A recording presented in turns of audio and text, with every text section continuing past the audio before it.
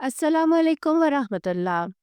नाजरीन, आपकी बहन आपकी होस्ट सिद्रा अमीन आज एक बहुत ही मशहूर शख्सियत के इस्लाम कबूल करने की कहानी लेकर आई है, जो कि ना सिर्फ एक ऑस्कर अवार्ड याफ्ता हॉलीवुड अदाकारा थी, बल्कि एक मशहूर बरतानवी सहाफ़ी भी हैं। मगर हालिया दिनों में उनका नाम अचानक खबरों की जीनत तब बना जब वो अल जज़ीरा टीवी पर अचानक हिजाब पहने हुए एक मुसलमान औरत के रूप में नजर आईं। उन्होंने ना सिर्फ इस्लाम कबूल करने का ऐलान किया, बल्कि अब वो बाकायदा अल जज़ीरा टीवी पर inspired by Mohammad piece B upon him के नाम से एक टीवी शो भी होस्ट करेंगी। तो आइए उनका मुकम्मल इंटरव्यू सुनते हैं कि वो कैसे इस्लाम की तरफ आईं।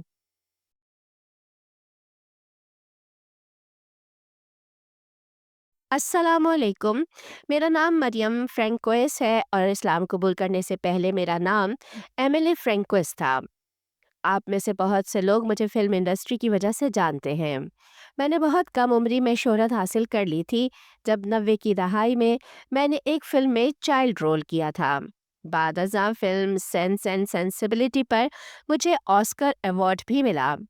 कुछ अरसे बाद मेरा नाम दोबारा खबरों में उस वक्त आया जब मैंने इस्लाम कबूल करने का ऐलान किया और एक ऐसी सीरीज़ में काम शुरू किया जो नए मुसलमानों के बारे में थी। उस सीरीज़ का नाम इंस्पायर्ड बाय मोहम्मद सल्लल्लाहु अलैहि वसल्लम था। आज मैं आपको ये बताना चाहती हूँ कि मैंने इस्लाम क्यों कबूल किया। मैं कोशिश करूँगी कि अपनी ज़ात पर कम बात करूँ और ज़्यादा उन बातों पर रोशनी डालूँ जिन्होंने मुझे इस्लाम की तरफ राग़िब किया। तो सबसे पहले मैं आपको अपना पस मंज़र बता दूं कि मेरी परवरिश एक ईसाई घराने में हुई और मैं बचपन से कैथोलिक थी। लेकिन मैं खुद को एक शक्की कैथोलिक समझती थी, यानी एक ऐसी कैथोलिक जिसको खुद अपने धर्म पर पूरा यकीन नहीं था। मैं खुदा के वजूद पर ईमान रखती थी, मगर मज़हब के कई अकायद पर मुझे मुकम्मल यकीन नहीं था।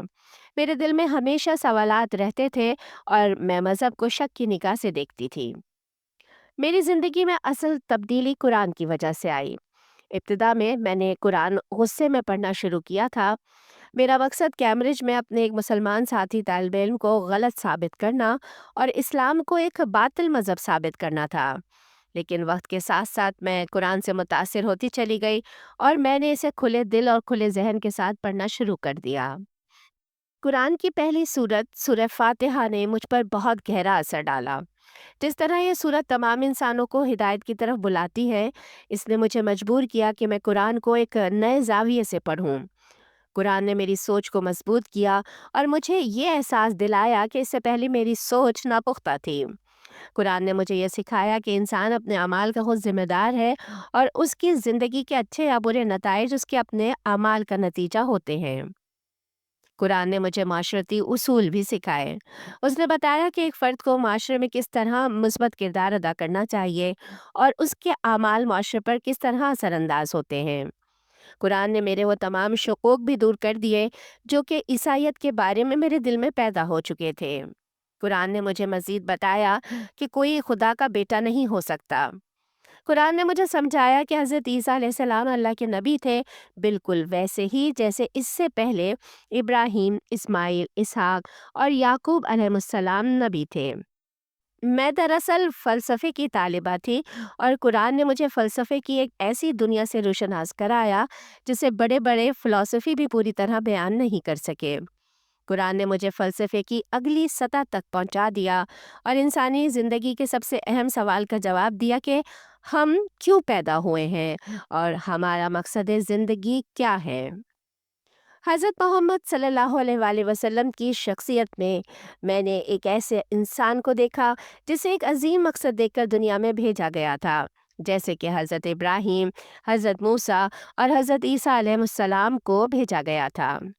जब मेरे दोस्तों ने मेरे अंदर आने वाली तब्दीली को महसूस किया, तो उन्होंने इसे आम बात समझा, क्योंकि वक्त के साथ हर इंसान की सोच बदलती है। लेकिन हकीकत ये थी कि मैं थोड़ी बहुत तब्दील नहीं हुई थी, बल्कि अंदर से मुकम्मल तौर पर बदल चुकी थी। मेरे कुछ करीबी दोस्तों ने मेरे फैसले को समझा और इस सफ़र में मेरा साथ दिया।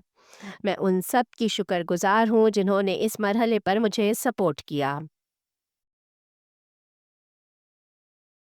میں یہاں ایک اہم بات کی طرف توجہ دلانا چاہتی ہوں کہ اگرچہ برطانیہ میں اسلام تیزی سے پھیلنے والا مذہب ہے اور ہزاروں لوگ اسلام قبول کر رہے ہیں، لیکن نئے مسلمانوں کی رہنمائی اور حوصلہ افزائی کے لیے ایک منظم نظام کی کمی ہے۔ چند تنظیمیں یہ کام کر رہی ہیں، مگر مساجد اس سلسلے میں کہیں زیادہ مؤثر کردار ادا کر سکتے ہیں۔ ہمیں برطانوی معاشرے میں اسلام کو اس کی اصل شکل میں پیش کرنے کی ضرورت ہے، تاکہ یہ غلط فہمی دور ہو سکے کہ اسلام ایک اجنبی یا سخت مذہب ہے۔ اسلام انسان کے اندر موجود اچھائی کو ابھارتا ہے اور برائی سے بچنے کا رستہ دکھاتا ہے۔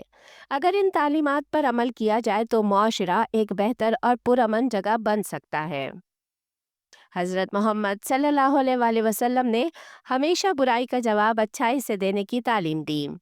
آپ صلی اللہ علیہ وآلہ وسلم نے فرمایا کہ جو تم پر ظلم کرے اسے معاف کر دو، کیونکہ معاف کرنا بدلہ لینے سے بہتر ہے۔ جو تم سے تعلق توڑے اس سے تعلق جوڑو، اور ہمیشہ سچ بولو چاہے وہ تمہارے خلاف ہی کیوں نہ ہو۔ اسلام کی خوبصورتی اس وقت سامنے آتی ہے جب اس کی تعلیمات کو پورے معاشرے پر نافذ کر کے دیکھا جائے۔ اگر لوگ ان اصولوں پر عمل کریں تو ہر فرد اعلیٰ اخلاق کی مثال بن سکتا ہے۔ یونیورسٹی کے زمانے میں میرے ساتھ الجیریا اور مراکش سے تعلق رکھنے والے کئی طالب علم بھی پڑھتے تھے۔ 9/11 کے واقعے کے بعد ان سب کو صرف مسلمان ہونے کی وجہ سے مختلف نظروں سے دیکھا جانے لگا۔ اسی دوران میری سوچ میں بھی تبدیلی آئی اور میں نے اسلام کو تعصب کے بجائے سمجھنے کی کوشش کی۔ میرے مسلمان کلاس فیلوز، خاص طور پر سینیگال سے تعلق رکھنے والی چند طالبات نے میری سوچ کو بدلنے میں نہایت اہم کردار ادا کیا۔ انہوں نے نہ مجھے اسلام قبول کرنے پر مجبور کیا اور نہ ہی براہ راست دعوت دی، بلکہ اپنے کردار اور علم سے اسلام کی خوبصورت تصویر میرے سامنے پیش کی۔ حجاب میں رہتے ہوئے انہوں نے مجھے دکھایا کہ اسلام میں عورت کا مقام کتنا باوقار ہے۔ قرآن کے بارے میں یہ کہنا چاہوں گی کہ یہ صرف ایک کتاب نہیں بلکہ اللہ کی طرف سے انسانوں کے لیے زندگی گزارنے کا مکمل ضابطہ حیات ہے۔ آپ اسے یوں سمجھ لیجئے جیسے کسی پروڈکٹ کی مینول گائیڈ بک ہوتی ہے۔ چونکہ انسان بھی اللہ کی تخلیق کردہ ایک پروڈکٹ ہے، اس لیے اللہ ہی بہتر گائیڈ کر سکتے ہیں کہ انسان نے کیسے زندگی گزارنی ہے۔ ناظرین، ویڈیو میں آگے بڑھنے سے پہلے آپ سے درخواست ہے کہ اگر ابھی تک ہمارے چینل کو سبسکرائب نہیں کیا تو پلیز پہلے چینل کو سبسکرائب کر لیجئے، کیونکہ سبسکرائب کرنے کا مطلب ہے حق کے پیغام کو گھر گھر پہنچانے کے مشن میں ہمارے ساتھ جڑنا اور ہمارے ساتھ تعاون کرنا۔ انشاءاللہ آپ کے تعاون سے ہی اس نیک کام میں ہمیں مزید کامیابی ملے گی۔ اس کے ساتھ ساتھ کمنٹ سیکشن میں ضرور بتائیے کہ آپ کون سے ملک یا شہر میں یہ ویڈیو دیکھ رہے ہیں، تاکہ ہمیں پتہ چلے کہ اسلام کا پیغام کہاں کہاں پہنچ رہا ہے۔ اس کے علاوہ اپنی رائے سے آگاہ کیجیے کہ آپ کو ہماری یہ کوشش کیسی لگی۔ جزاکم اللہ۔ آخر میں یورپی معاشرے کے ایک منفی رجحان کی طرف اشارہ کرنا چاہوں گی، جہاں خواتین کے درمیان مردوں کی توجہ حاصل کرنے کی دوڑ نے اخلاقی اقدار کو نقصان پہنچایا ہے۔ ہر عورت زیادہ سے زیادہ برہنہ ہو کر مردوں کو انسپائر کرنے کے چکر میں اپنے مقام سے خود کو گراتی چلی جا رہی ہے۔ اسلام نے مجھے یہ سکھایا کہ انسان کی اصل قدر اس کے کردار میں ہے، نہ کہ اس کی ظاہری نمود و نمائش میں۔ اسلام نہ صرف عورت کو بلند کردار مینٹین کرنے کا حکم دیتا ہے، بلکہ مردوں کو بھی کہتا ہے کہ وہ ظاہری حسن کے بجائے عورت کے اعلیٰ کردار اور اس کی شخصیت کو اہمیت دیں۔ ہم اس دنیا میں اس لیے نہیں آئے کہ زیادہ سے زیادہ لوگوں کی توجہ حاصل کریں، بلکہ اس لیے آئے ہیں کہ ایک اچھا انسان بنیں۔ اسلام ہمیں یہی سکھاتا ہے کہ اللہ ہماری شکلوں کو نہیں بلکہ ہمارے دلوں کو دیکھتا ہے۔ میں ایک عام غلط فہمی بھی دور کرنا چاہتی ہوں کہ عورتیں اسلام کسی مسلمان مرد کے دباؤ میں آ کر قبول کرتی ہیں۔ یہ بات درست نہیں۔ میری ملاقات جتنی بھی ریورٹ مسلم خواتین سے ہوئی ہے، ان میں سے زیادہ تر نے اسلام کو اس کی تعلیمات اور سچائی کی وجہ سے قبول کیا ہے۔ میں اسلام کی طرف کسی ڈرامے یا بغاوت کی تلاش میں نہیں آئی تھی۔ جب میں نے شروع میں اسلام کو جاننا شروع کیا تو یہ کسی اچانک چمکتی بجلی کی طرح میری زندگی میں نہیں آیا۔ یہ آہستگی سے آیا، آیت با آیت، خیال با خیال۔ میں نے قرآن اس نیت سے نہیں پڑھا تھا کہ فوراً ایمان لے آؤں، بلکہ اس لیے پڑھا کہ اس میں تضاد تلاش کر سکوں۔ میں اس میں تضاد کی توقع کر رہی تھی، مگر مجھے ہم آہنگی ملی۔ میں نے سوچا تھا کہ یہ دین عقل سے دست برداری کا مطالبہ کرے گا، مگر اس نے تو عقل کے ساتھ ذمہ داری کا مطالبہ بھی کیا تھا۔ اسلام کے بعد زندگی آسان نہیں ہوتی، کئی حوالوں سے یہ اور زیادہ پیچیدہ ہو گئی۔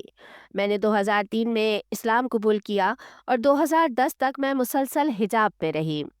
میں حجاب میں ہی زندگی گزارنا چاہتی تھی، مگر اسلام دشمن اور اسلامو فوبیا کے شکار لوگوں نے مجھے ٹارگٹ بنا لیا۔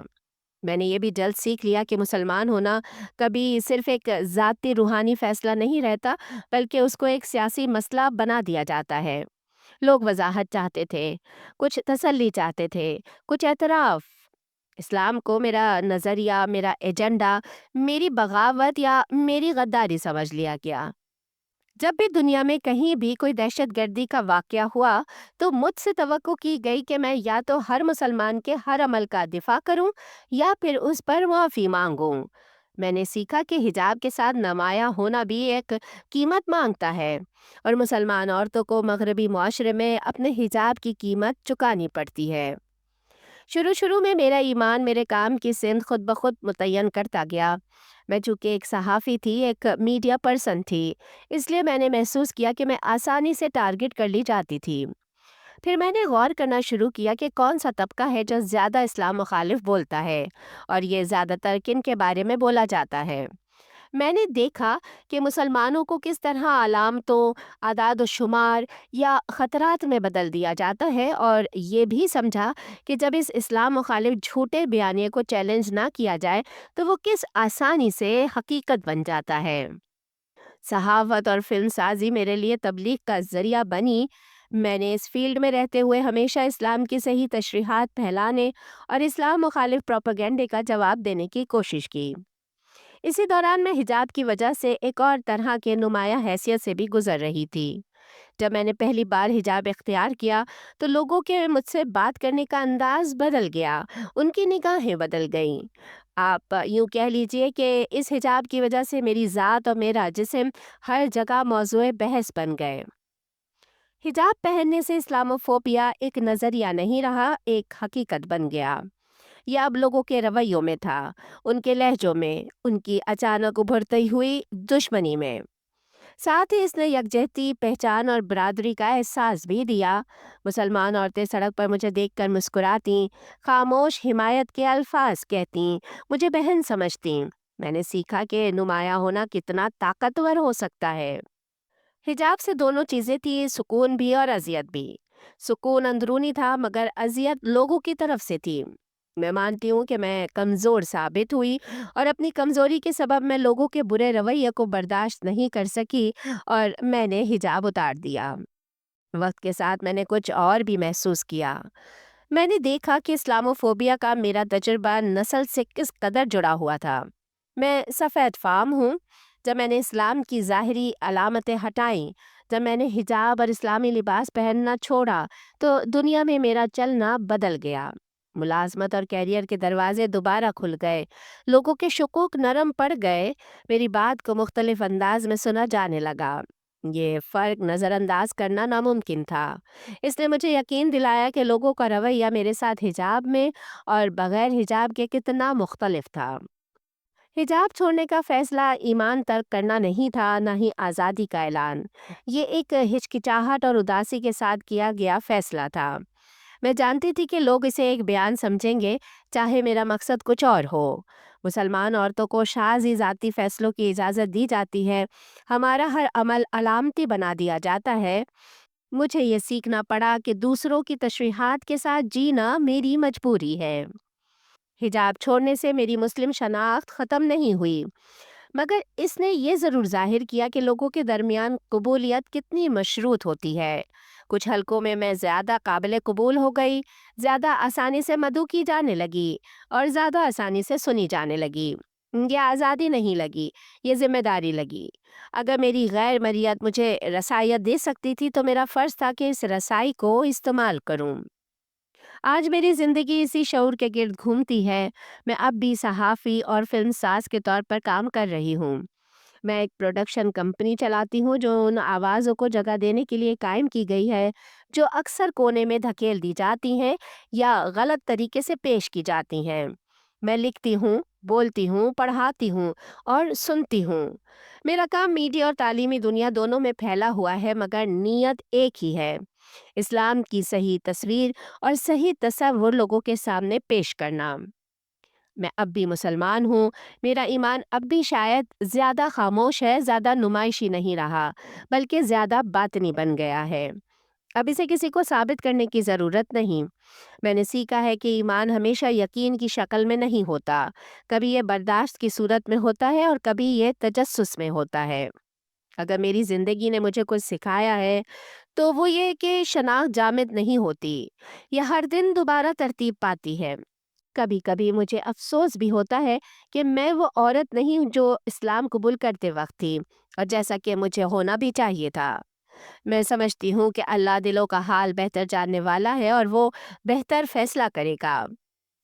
میں نے اس حقیقت سے صلح کر لی ہے کہ میری زندگی ہمیشہ دوسروں کی نظر سے پڑھی جائے گی۔ کچھ لوگ وہاں تضاد دیکھیں گے جہاں میں تسلسل دیکھتی ہوں، کچھ وہاں غداری دیکھیں گے جہاں میں دیانتداری دیکھتی ہوں۔ اب مجھے ہر غلط فہمی درست کرنے کی ضرورت محسوس نہیں ہوتی۔ میری کہانی کوئی منشور نہیں، یہ بس ایک زندگی ہے جو میری خواہش سے زیادہ عوامی ہو گئی ہے، اور میں اب بھی یہاں اس انڈسٹری میں موجود ہوں، اب بھی سوال کر رہی ہوں، اب بھی کہانیاں سنا رہی ہوں، اور اب بھی آسان جوابات کے سکون سے انکار کر رہی ہوں۔ شاید یہی میرے ایمان کا سب سے سچا اظہار ہے۔ اللہ مجھے معاف کرے اور میری کوششوں کو قبول کرے۔ آمین۔ امید ہے کہ آپ کو یہ گفتگو پسند آئی ہوگی۔ اس کا مقصد اسلام کی خوبصورتی اور اس کی مثبت تعلیمات کو بیان کرنا تھا۔ اللہ ہم سب کو بہترین اعمال کرنے کی توفیق عطا فرمائے۔ آمین۔ اللہ نگہبان۔